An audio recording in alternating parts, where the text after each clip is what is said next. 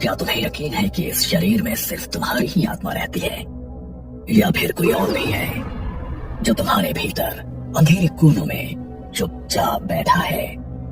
सोचो, अगर उनकी गिनती 1 नहीं, 2 नहीं, बल्कि 5 से 10 तक हो, तो तुम उन्हें पहचान पाओगे कैसे?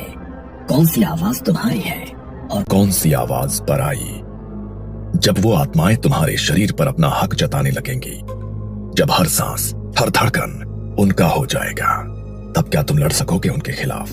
या फिर धीरे धीरे तुम्हारा शरीर उनका घर बन जाएगा और तुम बस एक मेहमान जो कभी भी बाहर फेंक दिया जाएगा।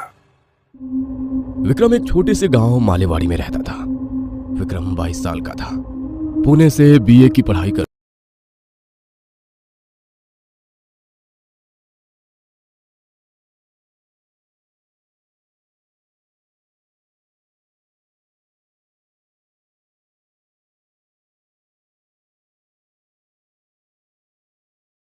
चुका था और छुट्टियों में अपने गांव आया था। शांत, जिम्मेदार, गांव के मंदिर में मदद करने वाला और अपने पिता के खेतों में हाथ बटाने वाला लड़का। उसकी मां सरस्वती ताई पूजा पाठ और कथा की बेहद भक्त थी। पिता गणपत राय सावंत पुराने जमाने के एक ईमानदार किसान थे। विक्रम का सबसे करीबी दोस्त था अनिकेत, जो उसके साथ पढ़ता था। बचपन से ही हर त्योहार, मेला और मस्ती में शामिल रहा। उस शाम बारिश की हल्की बूंदें गिर रही थी।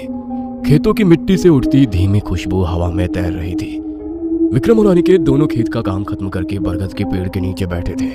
अनिकेत ने एक बीड़ी जलाई और विक्रम को पकड़ाई। ले भाई, कॉलेज की छुट्टी है तो थोड़ी हवा तो लगने दे दिमाग को। दोनों बैठकर बातें कर रहे थे।